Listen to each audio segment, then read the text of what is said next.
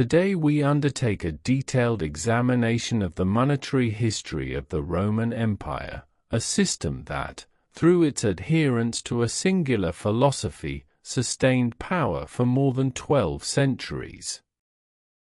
Our focus is the chronological evolution of this monetary philosophy, known as nomisma, charting the lives of the individuals who shaped it, the facts of its operation, and the pivotal dates of its rise and catastrophic dissolution. The success of the Roman state, which brought it to dominate the known world and establish flourishing and complex commerce, was derived from the concept of money defined by law and convention.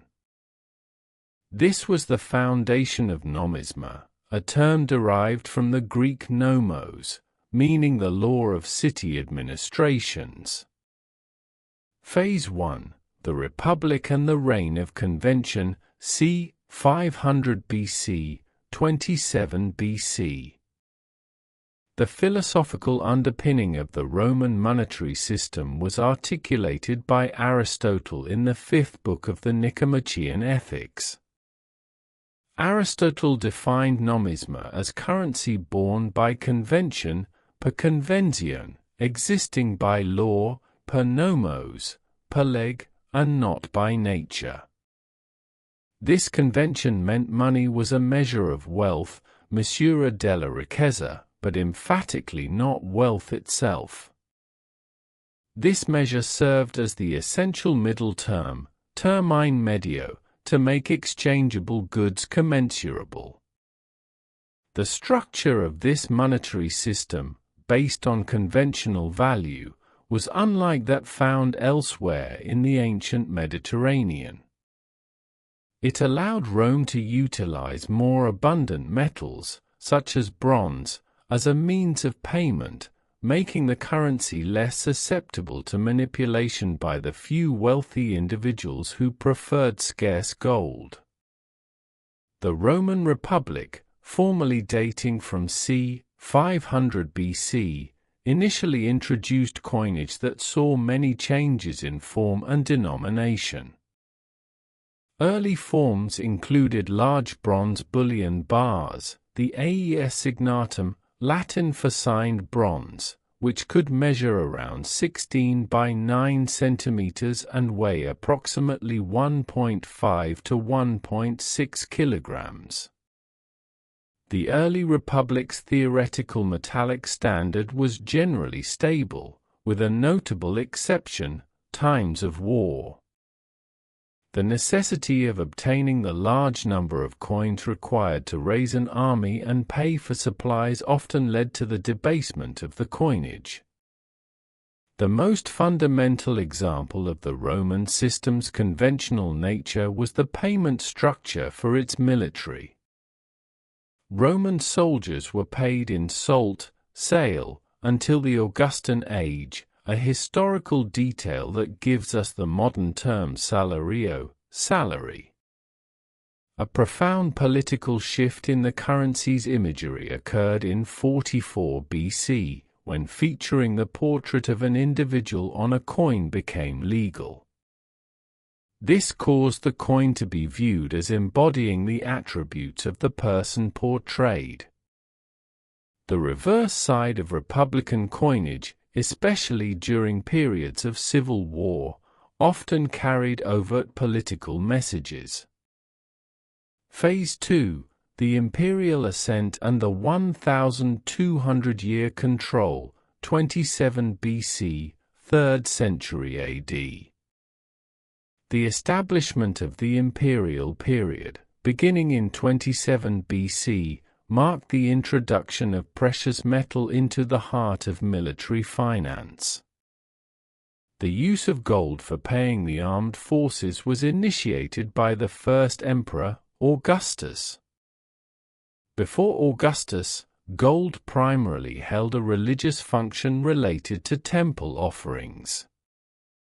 Despite the inclusion of gold, the system's core characteristic remained the absolute, centralized political control over the money supply. This power of the Caesars over coinage lasted for more than 1,200 years. For many decades of the early empire, the metallic standard remained largely intact. The denarius was stable at 4 grams of silver until the debasement ordered by Nero in 64 AD. This debasement reduced the silver content to 3.8 grams, potentially due to the immense cost of rebuilding Rome after the fire that consumed a considerable portion of the city.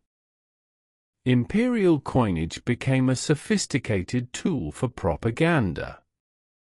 The obverse side almost always featured the emperor's portrait. The reverse was used to make important statements, but also frequently depicted prosaic stock images of personifications or deities. The writer Epictetus jested about the moral weight Romans attached to coinage, asking whose image a sestertius carried. If it was Trajan's, it was acceptable, but if it was Nero's, it should be thrown away as unacceptable. It is rotten. This humorous remark demonstrates the high moral value attached to the images on the coins. Historian Cassius Dio wrote that following the death of Caligula, the Senate attempted to demonetize his coinage and ordered it melted. A coin struck by Emperor Philip the Arab in 244 AD serves as a specific instance of financial propaganda, proclaiming the establishment of peace with Persia, when in fact Rome had been obliged to pay large sums in tribute. Phase 3, 3rd century crisis, debasement, and reform, c. 200 AD, c. 330 AD. The 3rd century AD was characterized by intense political and military turmoil. This continuous unrest profoundly affected the balance of imperial revenues and expenses and forced a dramatic alteration of the emperor's financial policy. Financing state operations, especially military expenses and ceremonial expenditures such as donativa, gifts, required resources that constantly strained the state budget. The solution was a severe and continuous inflationary debasement and replacement of coins. Emperors routinely manipulated the silver coins, withdrawing older issues of higher fineness, melting them down, and reissuing them diluted with more base metals. The large quantity of coins needed just to pay the army necessitated this debasement. Mark Antony, battling Octavian, provides an example from an earlier period when he struck denarii that were slightly smaller and made of noticeably debased silver to pay his army. The most prominent example of currency manipulation during this era was the prolific use of the heavily debased Antoninianus, double denarius. The repeated debasement caused the coinage to lose its intrinsic value. The economic strain led to the eventual burdening of the inhabitants of the empire with taxes. While some researchers argued that prices remained comparatively stable until the mid-3rd century, attributing price increases in areas like Egypt to monetization rather than inflation, others countered that inflation was not negligible until the end of the 3rd century. Some data indicates that inflation existed even earlier, with prices generally rising after 190 AD. However, it is widely accepted that prices rose abruptly only after 270 AD. The crisis necessitated radical change. Diocletian instituted major coinage reforms, replacing the heavily debased Antoninianus with a variety of new denominations. This reform introduced new imagery to convey different ideas about the state, reflecting the new government structure of the Tetrarchy, or rule by four. In the later empire, under the reign of Theodosius, the monetary system utilized a ratio for the Roman pound where 3,600 grains of silver were needed to compensate for the value of 5 aurei, gold coins, based on a value fixed by law at 12 times its weight, which was equivalent to the Northern European mark. Phase 4: Fragmentation and the loss of nomisma, 476 AD, 1204 AD. The Western Roman system's longevity, founded on nomisma, came to an end with the fall of the Western Roman Empire in 476 AD.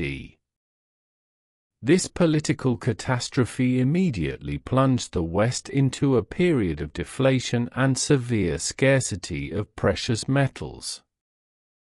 The knowledge of the conventional value of money, the nomisma concept that had made Rome great, was completely lost in Western Europe. For centuries, there was no political force capable of restoring an effective monetary system. This situation was briefly interrupted by Charlemagne who, in the late 8th and early 9th centuries, imposed a central monetary system. Charlemagne waged war against the Goths, who inhabited the region of ancient Saxony, exterminating them due to their pagan faith and causing the survivors to flee into Scandinavia and Britain. Despite his conquests, following the death of Charlemagne and the subsequent weakening of the empire, the Roman concept of nomisma was definitively lost. However, the political and monetary successor to Rome, the Eastern Roman Empire or Byzantium, maintained its system of gold and silver coinage and the imperial monetary structure until around 1200. The Eastern Roman Emperor, Basileus, held the exclusive prerogative over the coinage of gold in the West, a right that was perpetuated uninterruptedly for 12 centuries. This meant that new coinage in Western cities like Genoa, which was a rival of Venice, required authorization from the Holy Roman Emperor. The Eastern Emperor's control over the gold ratio was significant, maintaining the ratio between silver and gold coinage at 12:1 for many centuries. Venice, recognizing this power, was initially timid in coining its own currency, preferring the coins of its commercial partners, such as Byzantine money. The weakness of the Byzantine Empire allowed for a shift in this prerogative. Venice, seeking to exploit the change in the gold-silver ratio, eventually participated in the Fourth Crusade. The capture of the Christian city of Constantinople by the Crusaders in 1204 AD was the most significant event of this era from a monetary perspective. The sack of the city ended the Basileus' exclusive legal right to coin gold for the West. The city of Constantinople was sacrificed and looted of all its gold and silver, including not only coined money but also manufactured goods and public works. This immense booty, which was brought back to Europe, was a quantity of metal not seen since the days of Imperial Rome. The sack of Constantinople resulted in the dispersal of monetary power among numerous feudal lords and princes. The new environment saw a multitude of local state mints, zec, arise throughout Europe, which no longer required authorization from the Eastern Emperor. Phase 5: The anti-Roman legacy, financial elites emerge. With the collapse of central Roman authority, the monetary ideal shifted completely away from the nomisma of convention toward metallism, the idea that money was merely a commodity. The new local feudal authorities, controlling their mints, frequently engaged in the legal abuse of monetary power. Princes, faced with military expenditures and other costs, resorted to making deals with financiers or collecting revenues through their mints, often bis volutando, devaluing coins to generate a profit from the act of issuance. This practice was notorious in France, where under the Capetian kings, hundreds of monetary alterations occurred, with the weight of precious metal being continually reduced while the nominal value was maintained or even increased. This period of fragmented power and abuse, labeled as immorality monearia, was exactly what paved the way for private financiers to supersede state control. The new financial structures, relying on debt, began to emerge. The Knights Templar, gaining immense wealth quickly, established a vast network of deposits across Europe and introduced letters of exchange, creating a system for moving money without physical metal. Ultimately, the private Italian merchant bankers, such as the Florentines and Genoese, took control, having developed a monetary power superior to that of the kings. They created money from nothing, crea denaro dal nulla, through accounting entries, usurping the power that belonged to society. This private system, which rejected the Roman ideal that money was a legal convention and not a commodity, was so effective that the costs of interest on the public debt were primarily paid through taxes on commerce and consumption levied on the lower classes, systematically transferring wealth to the creditor elites. The enduring legacy of the Roman monetary system is thus defined by this contrast: the long era where the state's power was absolute over the currency based on law, which collapsed into centuries of financial chaos and fragmentation, culminating in the rise of a private banking system that utilized state indebtedness to perpetuate its own power, fulfilling the historical role of money as a tool for enslavement, precisely the scenario that early Roman nomisma was designed to prevent.